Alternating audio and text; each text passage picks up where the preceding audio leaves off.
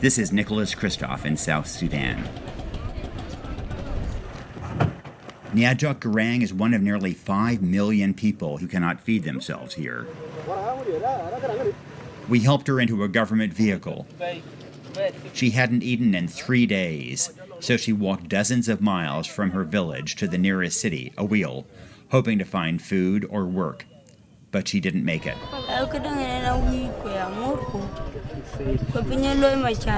She's never been hungry before, she says, but with her husband off at war and a drought that stunted her harvest, she was so desperate that she fled, leaving her 2 children with neighbors. Will the neighbor feed them?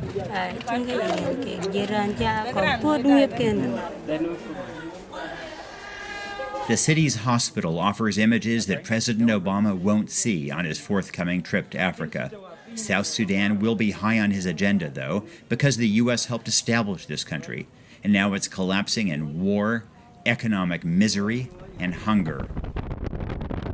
Its leaders have badly mismanaged the country, and their civil war caused this looming famine. Staple food prices have doubled. The next harvest is several months away. Memories of the horrific 1988 famine here are on everyone's mind. Does this remind you of 1988 a little bit? Yes, it's going to be like that actually. Dr. Dut Piot Ekot spent his career treating illness. Now his ward is overrun with casualties of war. Is this the worst you've seen it here? Yes. I have never seen such cases like this actually. And the coming months, even the mortality will increase actually. Does it have her hemoglobin level? Yes, 3. Wow, she's almost dead. I mean, if 30-year-old farmer Abuk Aju Bol survives, Dr. Dut will release her. But he predicts she'll be back because the government isn't able to address the starvation crisis. Abuk? Starvation isn't a medical issue, so all he can do when they're discharged is give them petty cash from his own pocket. We cannot solve this kind of problem actually. Is it always you can just come and put your hand to your pocket? It is very difficult actually. It's common to see malnourished kids in such places. That every bit of energy goes into keeping their organs alive. They don't cry, they don't laugh, they don't do anything. But I'm always particularly alarmed when I see adults wasting away.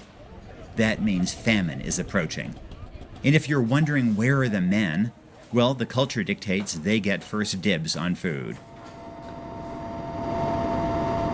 In rural areas, the crisis isn't much better. We took a series of helicopters to reach these internal refugees. They're among the 1.5 million displaced South Sudanese, lucky enough to have escaped massacres with reports of rapes and castrations. They've settled near swampland because it's one of the only places without fighting. It's also without much food, unless you count the roots of water lilies, which keep them alive. UN agencies like the World Food Program reach them with temporary outposts that end in airdrops.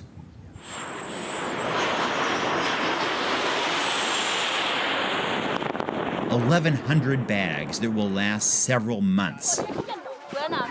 Sure, food drops are life-saving. But what's really needed, above all, is a major international effort to bring peace. I hope President Obama will push for that during his Africa trip. When you see starving people, your impulse is to think that they just need food. But South Sudanese can feed themselves if there is peace.